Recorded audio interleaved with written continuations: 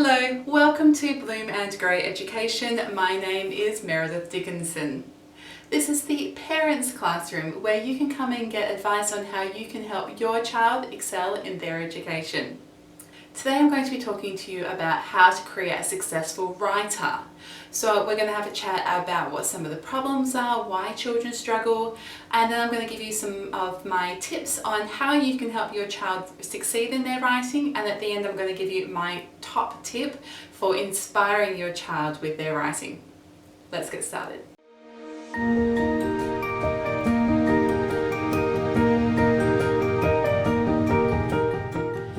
Problems I'm finding when I'm working with students at the moment, particularly my gifted and talented students, is that their classroom teachers are teaching to the test. So in order to get a good score in that plan, there's a specific structure that does really well. And so teachers spend a lot of time drilling that structure into their students to help prepare them for the test.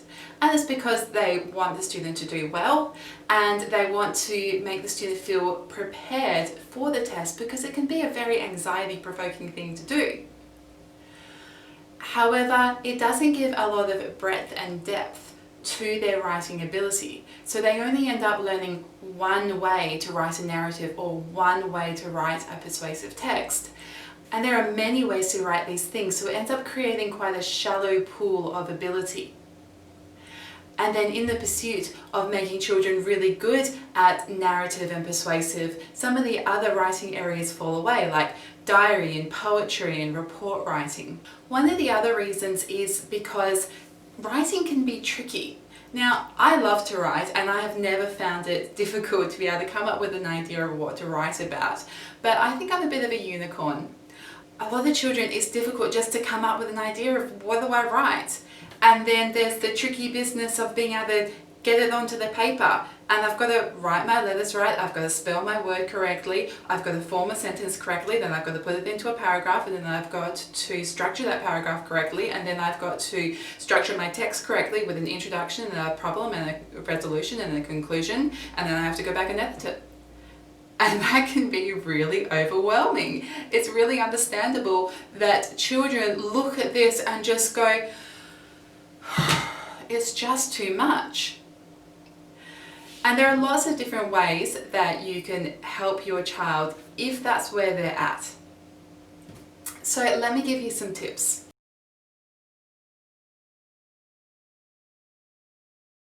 Okay, so tip number one, and this is advice for you if your child is struggling with just basic text structure for a narrative. So there are so many different text structures that we could look at, so we're just going to keep it nice and simple today, and we're just going to have a look at narrative. There are 4 things that the narrative needs: an introduction, a problem, a resolution, and a conclusion. Now, depending on where your child is at with their learning, there's various degrees of breadth and depth that you can give to that structure, but basically it always has that structure. So you need to introduce your characters, introduce your setting, and introduce the basic idea of what's going on in your story. So there's a boy at home getting ready to go to school, so he would be doing things like packing his school bag and getting his lunch and having his breakfast, those kinds of things. So it sort of sets the scene and sets you up for what's going to happen later on in the story. The next thing you need to have is a problem. If there's no problem in your story, then your character doesn't have a journey to go on. So the reason why we love to read is because we go on this emotional journey with our character. We're rooting for them. We want them to succeed. So we need a problem for our character to overcome. That problem could be something like, now it's time for this boy to go and catch the bus, and he misses the bus. So what's he going to do? So now we have to resolve our problem. That's the third thing that needs to happen. So he tries to call up mum, mum doesn't answer the phone. He tries to call up dad, dad doesn't answer the phone. And then just by luck, one of his best mates is driving past and his mum pulls over and says, oh, do you need a lift to school? Oh, that'd be great, you're a lifesaver. So we've solved our problem that he's missed the bus. And then the fourth thing that needs to happen is a conclusion. So then he and his mate drive to school, they have a great joke in the car, and then he arrives safely at school and walks to his classroom. So introduction, problem, resolution, conclusion. And a great way of making sure you've got that structure is by drawing up a plan. So draw up 4 boxes: introduction, problem, resolution, conclusion. Your introduction needs to have your characters and your setting at the very least. So definitely a who, when, where, and a basic idea of what's happening. Then you want to have your problem, how you're going to resolve your problem, and then your conclusion. And conclusion can be something that sort of gets left off. It can be something that, and then they lived happily ever after, and then you got to school. And you've concluded the story, but you haven't done a good job of concluding the story. So make sure that there's a good couple of sentences in there winding the story up. Now, as I said before, there's going to be a lot of other contributing factors that will take the story from basic to good. And that's things like spelling, handwriting, grammar, sentence, paragraph structure. And if you'd like some more help with this, I've recorded some lessons for your child. You sit them down in front of me and I'll help them out. Links for that are in the description below.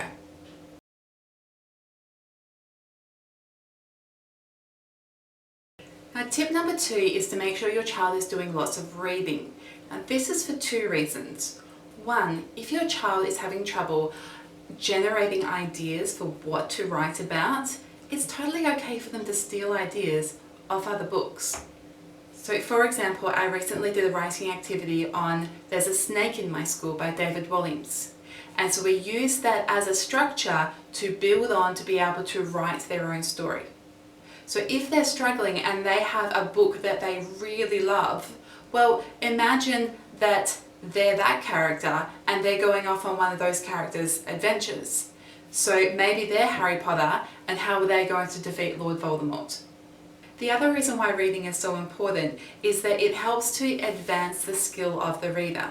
So even if your child is a successful writer right now and you want to make them even more successful, I still recommend you getting them to read lots. Get them to read really high quality books, and again, I'll put a link for you for some really fantastic books for them to read. And this exposes them to really rich language, rich ideas, complex ways of putting the ideas across, lots of beautiful figurative language, and that will embed into their mind and then naturally come out through their writing. They're sort of unconsciously stealing ideas. And it's totally okay to do that. All writers do that. We all build on each other's ideas, and we take a bit of this and a bit of this and a bit of this, and we build on each other's ideas to be able to create these extraordinary pieces. There's no such thing as an original writing idea. All stories are the same, just done in slightly different ways.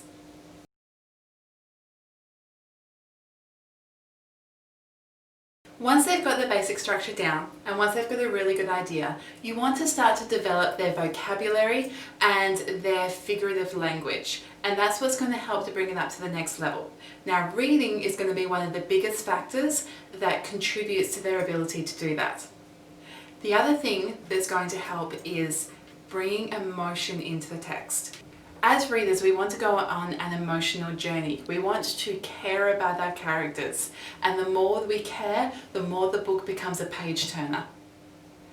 So when we're emotionally invested, that's when we have that engrossment that allows us just to read and read and read. So I encourage you to make sure that your child has put in the feelings that the character is going through. And if your child says they're happy, then go on Google and put happy synonym into the Google search and look for some better words than happy, better words than angry, sad. These are all really basic words. We want jubilant, devastated, ferocious, aggravated. These are much better words, more mature words that are going to help your child bring their writing up to the next level. Now, as I said, figurative language and vocabulary are also really important, and I've got a couple of really great lessons on how you can do that, which I've put into the links below. They're really fun because you get to do things like eat cupcakes and chocolate and all those good kinds of things.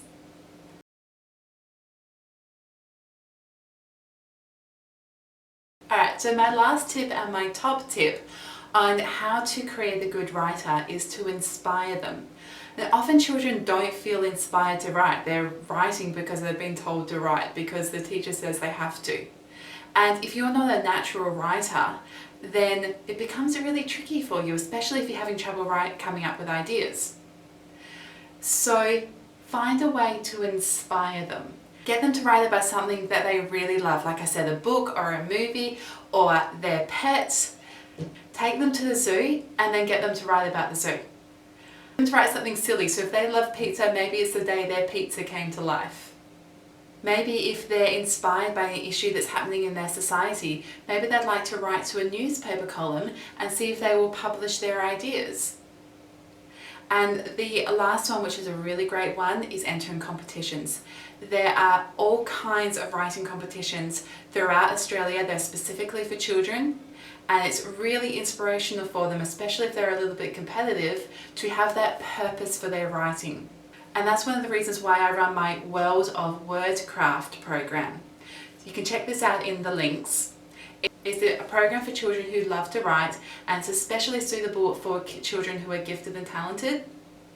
And what we do is we study award-winning pieces of writing, look at the techniques that they have used in order to be such successful writers, and then we use those same techniques to write wonderful pieces of writing that we then enter into competitions. So it not only builds their reading and writing comprehension skills, it also gives them that challenge and that drive to be able to enter into those competitions. And because it's all group work, they get to feed off each other. So children can explain something to another child much better than a teacher ever could. Or one child would have an idea that the other kid's like, oh, that's awesome, I'm going to do that. Or one child's mistake means that this other child can learn off that mistake. So they end up bouncing off each other really beautifully, and it creates a really successful learning experience. So my writing program is available right now for years 3 through 6. It's after school throughout the entirety of Australia. If you're in Western Australia, then you can come and have your lesson in person with me. The lessons are also available via Zoom, so no matter where you are in Australia, you're still very welcome to come. The class sizes also only have a maximum of 6, so that means that your child really gets that close attention that they really need to be able to succeed in their writing and really grow their writing. If you would like to join in, all of the information is on my website. Again, there's a link below. It's the World of WORDCRAFT program. And if you just flick me an email, flick me a PM message on Facebook, I'd love to give you all of the details and have your child join in.